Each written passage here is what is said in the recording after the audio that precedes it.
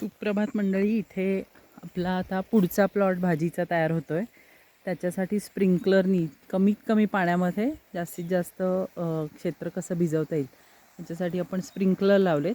हा आधीचा सेक्शन मी तुम्हाला दाखवला. दोडका आहे, दुधी आहे, त्याच्या पलीकडे चवळीच्या शेंगा आहेत, त्याच्या पलीकडे कारलं आहे, कोबी आहे, ब्रोकोली आहे, फ्लॉवर आहे, काकडी आहे, टोमॅटो आहेत. हे सगळा एक सेक्शन झाला. आता इथे पुढच्या सेक्शनसाठी तयारी होते. पाण्याची पण खूप बचत व्हावी या दृष्टीने आपण असा गवतांचे जे भारे आहेत त्या गवतांचा उपयोग ह्याच्यामध्ये करत असतो प्रत्येक सरीमध्ये. म्हणजे मग पाण्याचं बाष्पीभवनही कमी होतं आणि तण उगवत नाही, दोन्ही त्याचा फायदा असतो.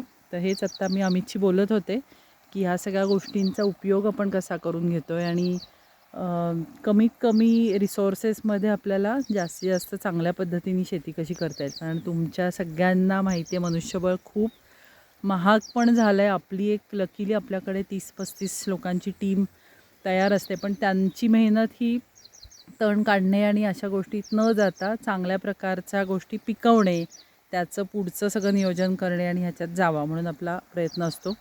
ह्याच्या कडेला जे लावलं आहे ते हत्ती घास लावलं आहे, जेणेकरून आपल्या गुरांना कायमस्वरूपी हिरवा चारा पण मिळावा. अगदी कडक उन्हाळ्यातसुद्धा थोडाफार तरी हिरवा चारा गुरांना मिळतं. तर हा एकदम छान सेक्शन. पाण्याचे तुषार सगळीकडे उडत आहेत, खूप छान वाटतं इथे.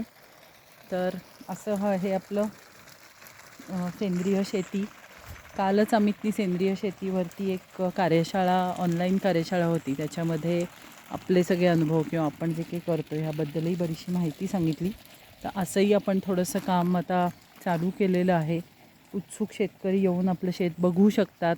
त्यांना लागणारा इथला सगळा गायडन्स आपण देणार आहोत. तर जास्तीत जास्त माध्यमातून सगळ्या तुमच्या कनेक्टमधून अजूनही लोकांना सांगा, कळवा. फडके ऑर्गॅनिकबद्दल नक्की आवर्जून समजून घ्या जास्तीत जास्त माहिती. तुमचे प्रश्न असतील तर ते प्रश्नही नक्की विचारा. अशाच माध्यमातून आपण कायमस्वरूपी जोडलेले राहूयात. आणि पहिली एक खासियत, आणि जे लोक आता गेले 4 वर्षापासून आपली भाजी घेत आहेत त्यांनाही माहिती आहे, फडके ऑर्गॅनिकमध्ये पूर्णपणे ट्रान्सपरन्सी ठेवली जाते. आपल्या शेतात जे पिकतं आहे, जशा पद्धतीने पिकतं आहे, आपण काय नवीन प्रयोग करतो आहे, हे सगळं तुमच्यापर्यंत पोचवलं जातं. हा तुमच्या दृष्टीने खूप चांगला भाग आहे. म्हणजे आपण फॅमिली शेतकरी जे म्हणतो तो फायदा तुम्हाला आहे की आपला शेतकरी काय करतो आहे, कशा पद्धतीने भाज्या पिकवतो, हे सगळं आपण तुमच्यापर्यंत पोचवत असतो.